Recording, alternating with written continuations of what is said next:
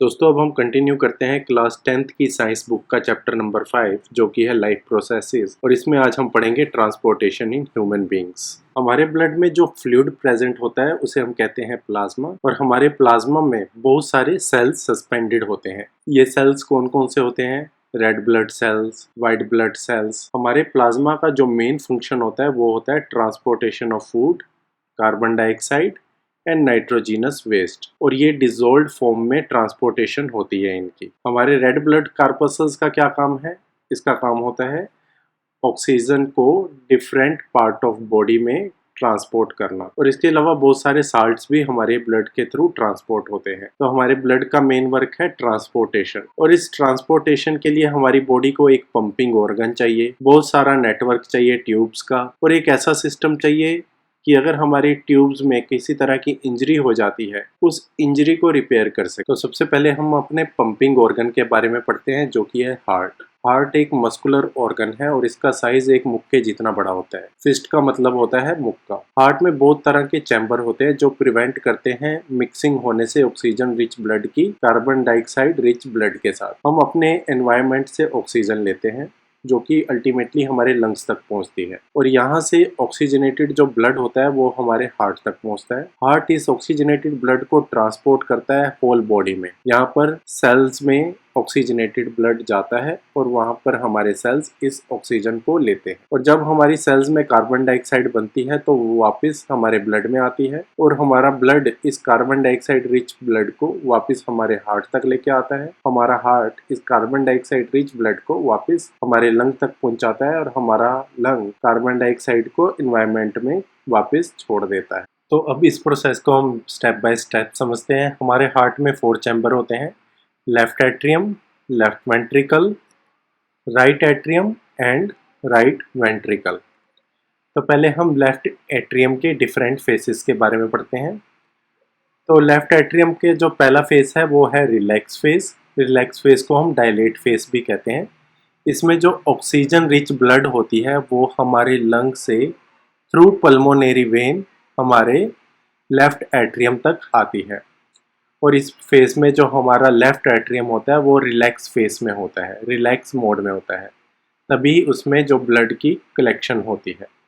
Pulmonary का मतलब होता है लंग्स, वेन का वर्क होता है ब्लड को हार्ट तक लेकर आना।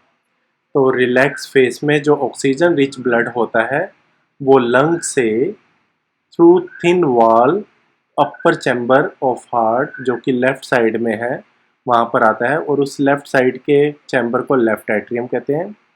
और इस फेस में जो लेफ्ट एट्रियम होता है वो रिलैक्स होता है सो दैट कि ब्लड की कलेक्शन कर सके।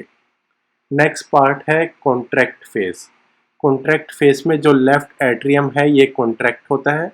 जैसे ये कॉन्ट्रैक्ट होता है सारा का सारा ब्लड लेफ्ट वेंट्रिकल में आता है। अब हम लेफ्ट वेंट्रिकल के फेसेस के बारे में पढ़ेंगे। लेफ्ट वेंट्रिकल के भी दोनों सेम फेस हैं, रिलैक्स फेस जिसे हम डायलेट फेस भी कह सकते हैं and contract phase. Relax phase में left ventricle relax phase form में होता है, तो इसमें ब्लड की कलेक्शन होती है। कॉन्ट्रैक्ट फेस में जो लेफ्ट वेंट्रिकल होता है वो कॉन्ट्रैक्ट करता है और आपका ब्लड आर्टरी में चला जाता है। नेक्स्ट है राइट एट्रियम। राइट एट्रियम के भी सेम फेसेस है। जितना भी कार्बन डाइऑक्साइड रिच ब्लड होता है या जिसे हम कह सकते हैं डीऑक्सीजनेटेड ब्लड होता है वो हमारे हार्ट के अपर चैम्बर में राइट साइड में आता है और इसमें कलेक्ट होता है। हार्ट के अपर चैम्बर में जो कि राइट साइड है उसे कहते हैं राइट एट्रियम। तो राइट एट्रियम जब हमारा रिलैक्स होता है तब हमारे राइट एट्रियम में डीऑक्सीजनेटेड ब्लड कलेक्ट होता है। कॉन्ट्रैक्ट फेज में हमारा राइट एट्रियम कॉन्ट्रैक्ट करेगा और ब्लड हमारा आएगा राइट वेंट्रिकल में। राइट वेंट्रिकल के भी 2 फेस हैं, relax face and contract phase. Relax phase में ब्लड की कलेक्शन होती है राइट वेंट्रिकल में, और कॉन्ट्रैक्ट फेस में जो राइट वेंट्रिकल होता है ब्लड को पंप करता है पल्मोनरी आर्टरी में। तो यहाँ से अब आपका जो डीऑक्सीजनेटेड ब्लड है वो आपके लंग्स में वापस जाएगा। तो आपको इस फ्लो चार्ट के थ्रू समझा देता हूँ। हम अपने एनवायरनमेंट से ऑक्सीजन लेते हैं, ऑक्सीजन हमारे लंग्स में आती है, लंग्स से हमारे ब्लड में जाती है जहाँ पर ये आरबीसी के साथ बाइंड होती है। तो हमारा जितना भी ऑक्सीजनेटेड ब्लड है वो हमारे हार्ट के लेफ़्ट एट्रियम में जाता है, हमारा लेफ़्ट एट्रियम कॉन्ट्रैक्ट होता है, सारा ब्लड लेफ़्ट वेंट्रिकल में जाता है। लेफ़्ट वेंट्रिकल कॉन्ट्रैक्ट करता है तो ब्लड हमारा थ्रू आर्टरीज ट्रांसपोर्ट होता है और पूरे बॉडी पार्ट में पहुंचता है। अब जो हमारे बॉडी पार्ट में कार्बन डाइऑक्साइड बनी, वो कार्बन डाइऑक्साइड थ्रू वेन हमारे हार्ट के राइट एट्रियम में आती है। राइट एट्रियम कॉन्ट्रैक्ट करता है तो सारा डीऑक्सीजनेटेड ब्लड राइट वेंट्रिकल में जाता है। राइट वेंट्रिकल से सारा डीऑक्सीजनेटेड ब्लड हमारे लंग्स में जाता है और लंग से कार्बन डाइऑक्साइड गैस बाहर निकल जाती है इन्वायरमेंट में। तो जो हमारा वेंट्रिकल है उसकी जो मस्कुलर वॉल होती है वो काफ़ी थिक होती है कंपेयर टू आर्टरिया, क्योंकि जो हमारा वेंट्रिकल है वो ब्लड को पंप करता है दूसरे ऑर्गन में। तो पंप जब तक ज़्यादा फोर्स से नहीं करेगा तो हमारे बॉडी के ऑर्गन तक नहीं पहुंचेगा, इसलिए ज़्यादा फोर्स से पंप करने के लिए इसकी जो मस्कुलर वॉल होती हैं वो काफ़ी थिक होती है। इसके अलावा हमारे हार्ट में काफ़ी सारे वाल्व होते हैं। आप यहाँ देखेंगे ट्राइकस्पिड, आप यहाँ पर देखेंगे ट्राइकस्पिड वाल है, यहाँ पे मिट्रल वाल है लेफ्ट वेंट्रिकल में, यहाँ पर आप देखेंगे एरोटिक वाल्व है। तो ये काफ़ी सारी वॉल्स होती हैं। इन वॉल्स का वर्क होता है to prevent the back flow of blood. जब आपका ब्लड यहाँ पर राइट वेंट्रिकल में आता है, राइट एट्रियम से राइट वेंट्रिकल में, तो ये ट्राइकस्पिड जो वॉल्व होती हैं वो प्रिवेंट करती है black flow of blood into right atrium. और सेम मिट्रल वाल्व का भी यही काम है और एरोटिक वाल्व का भी यही काम है। मिट्रल वाल्व का क्या काम है, जब लेफ्ट एट्रियम से ब्लड राइट लेफ्ट वेंट्रिकल में जाता है तो ब्लड कहीं वापस लेफ्ट एट्रियम में ना चला जाए, तो ये मिट्रल वाल्व उसे प्रिवेंट करती है। नेक्स्ट पार्ट जो हमारे ट्रांसपोर्टेशन सिस्टम का है वो है ब्लड वेसल्स। पंपिंग ऑर्गन के बारे में हम पढ़ चुके हैं। हमारा ब्लड वेसल में दो तरह की रक्त नलिकाएं होती हैं, one is arteries and another is veins. Artery का ए मैंने कैपिटल लिखा हुआ है, इससे आप समझ जाएंगे अवे, मतलब आर्टरीज का काम होता है ब्लड को हार्ट से दूर लेकर जाना। So arteries are the blood vessel which carry blood away from the heart to various organ of the body. जब हमारी लेफ्ट वेंट्रिकल से ब्लड निकलता है तो वो एक हाई प्रेशर के साथ निकलता है। लेफ्ट वेंट्रिकल जब कॉन्ट्रैक्ट करती है तो ब्लड हाई प्रेशर के साथ आर्टरीज में आता है। तो आर्टरीज कहीं फट ना जाए, इसलिए जो आर्टरीज होती हैं उनकी जो वॉल्स होती हैं काफ़ी थिक और इलास्टिक नेचर की होती है। जब ये आर्टरीज हमारे ऑर्गन और टिश्यू तक पहुंचती है तो ये काफ़ी डिवाइड हो चुकी होती हैं और ये इतनी डिवाइड हो जाती हैं कि हमारे एक एक सेल के पास ये आर्टरीज पहुंचती है। और जब हमारे सेल के पास ये आर्टरीज पहुंचती है तो जो इनकी थिकनेस होती है, आर्टरीज की थिकनेस, वो वन सेल जितनी थिक होती है, जिसे हम कहते हैं कैपिलरीज। इन कैपिलरीज के थ्रू जितना भी मटेरियल होता है हमारे ब्लड में वो सेल के साथ एक्सचेंज होता है, इसलिए इन कैपिलरीज की वॉल जो होती है वो काफ़ी थिन होती है। और अल्टीमेटली ये कैपिलरीज आपस में ज्वाइन करके वेन बनाती हैं। वेन का काम होता है ब्लड को डिफरेंट ऑर्गन से हार्ट तक वापस लेके जाना। वेन्स की जो वॉल होती है वो इतनी थिक नहीं होती क्योंकि इसमें जो ब्लड होता है वो किसी तरह के प्रेशर में नहीं होता, लेकिन इस वेन्स में वॉल्व्स होती हैं जो ब्लड को सिर्फ एक ही डायरेक्शन में रखती हैं। तो आपको मैं फिर समझा देता हूँ। जो आर्टरीज होती है वो लेफ्ट वेंट्रिकल से ब्लड को पूरी बॉडी तक लेके जाती हैं और वेन्स जो होती हैं वो ब्लड को राइट एट्रियम में वापस लेके आती हैं। आर्टरियम्स की जो वॉल होती है वो काफ़ी थिक होती है सो दैट कि जो वेंट्रिकल से ब्लड प्रेशर के साथ निकलता है उस प्रेशर को वो झेल सके। वेन की जो वॉल होती है वो इतनी थिक नहीं होती क्योंकि इसमें जो ब्लड होता है वो किसी तरह के प्रेशर में नहीं होता। नेक्स्ट पार्ट है मेंटेनेंस बाय प्लेटलेट। सोचो जिस ट्यूब सिस्टम के बारे में अभी हमने पढ़ा है, आर्टरीज एंड वेन्स के बारे में, अगर उस ट्यूब्स में किसी तरह का लीक हो जाए या वो ट्यूब्स डैमेज हो जाए या उनकी इंजरी हो जाए और उनमें से ब्लड निकलना स्टार्ट हो जाए तो क्या होगा? जब ये डैमेज होगा तो हमारे हार्ट का जो पंपिंग सिस्टम है वो उतना एफिशिएंटली वर्क नहीं करेगा और उसकी वजह से जो हमारा ब्लड है वो हमारे सेल तक नहीं पहुंच पाएगा। इसलिए इस तरह के डैमेज को रिपेयर करने के लिए हमारे ब्लड में प्लेटलेट सेल होती हैं। तो जहाँ जहाँ पर ये डैमेज होता है तो वहाँ पर जाके ये जम जाती हैं, मतलब प्लग कर देती हैं उस पार्ट को ताकि उसमें से लीकेज ना हो सके और वहाँ पर फिर ब्लड क्लॉट बनता है और धीरे धीरे उस पार्ट की इंजरी को रिपेयर कर देता है।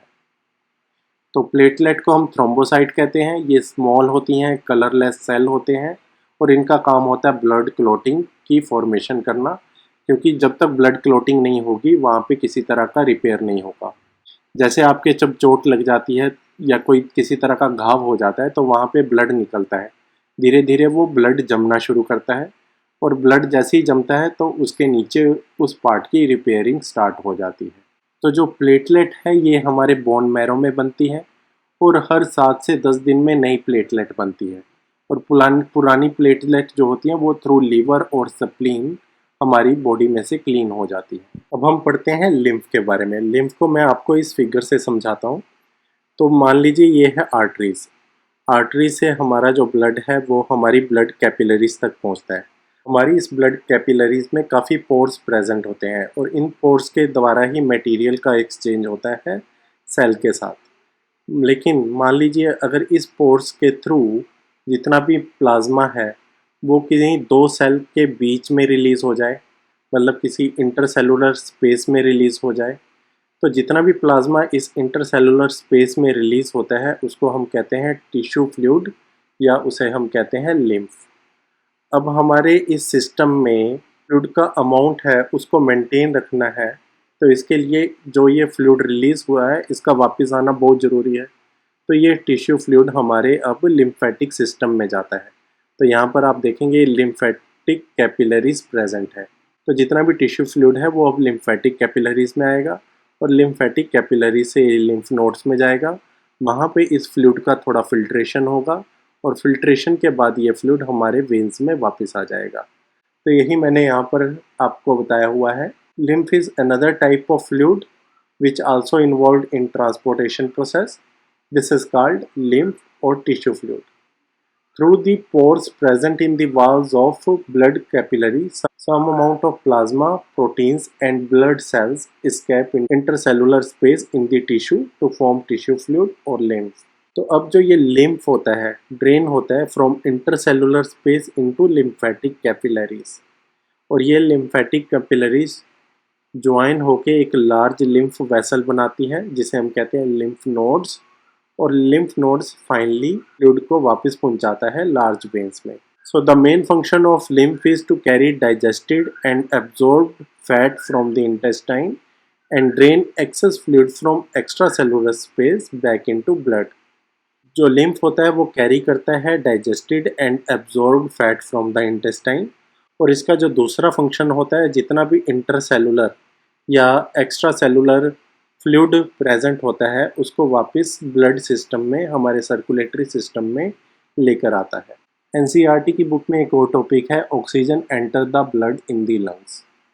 तो इसमें ये बताया हुआ है कि हमारे जो हार्ट है उसमें काफ़ी सारे चैम्बर होते हैं और वो सेपरेट होता है राइट साइड और लेफ़्ट साइड पार्ट में और ये पार्ट हेल्प करते हैं to prevent mixing of oxygenated and deoxygenated blood, जो कि एक बहुत ही एफिशिएंट प्रोसेस है for supply of oxygen to the different body part. ये सिस्टम काफ़ी हेल्पफुल है उन एनिमल्स में जिसमें एनर्जी की डिमांड काफ़ी ज़्यादा होती है, जैसे बर्ड्स एंड मैमल्स, क्योंकि इनको अपना बॉडी टेम्परेचर मेंटेन रखने के लिए काफ़ी एनर्जी की रिक्वायरमेंट होती है। इसलिए मैमल्स एंड बर्ड्स में ये सिस्टम काफ़ी एफिशिएंट वर्क करता है जहाँ पर हार्ट के बहुत सारे चैम्बर होते हैं to prevent mixing of oxygenated blood to deoxygenated blood के साथ।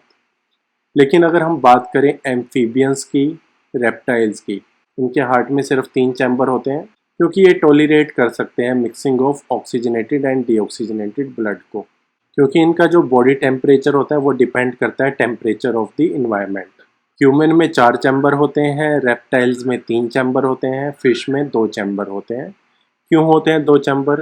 क्योंकि जो ब्लड होता है वो मछलियों के गिल्स तक पहुंचता है, गिल्स से वो ऑक्सीजनेटेड ब्लड लेती हैं, गिल्स से जो ऑक्सीजन आती है वो ब्लड के साथ मिक्स होके हार्ट में जाती है, आर्ट्रियम में जाती है, देन वेंट्रिकल में जाती है और वेंट्रिकल से बॉडी पार्ट में जाती है और बॉडी पार्ट में जितना भी ब्लड होता है वो वापस गिल्स तक आता है और गिल से अगेन ऑक्सीजन आती है और ब्लड के साथ मिक्स होती है। तो इनके हार्ट से ब्लड सिर्फ एक बार ही पास होता है, लेकिन मैमल्स में, वर्टिब्रेट्स में जो ब्लड है वो हार्ट से 2 बार पास होता है। इसलिए हम वर्टिब्रेट के ब्लड सर्कुलेशन को डबल सर्कुलेशन भी कहते हैं। तो गाइज़ यहाँ पर हमारी ये वीडियो ख़त्म होती है। अगर आपको पसंद आई है तो इसे लाइक कर सकते हैं। किसी तरह का भी कोई भी क्वेश्चन है तो वो कमेंट सेक्शन में पूछ सकते हैं। तो thank you for watching this video.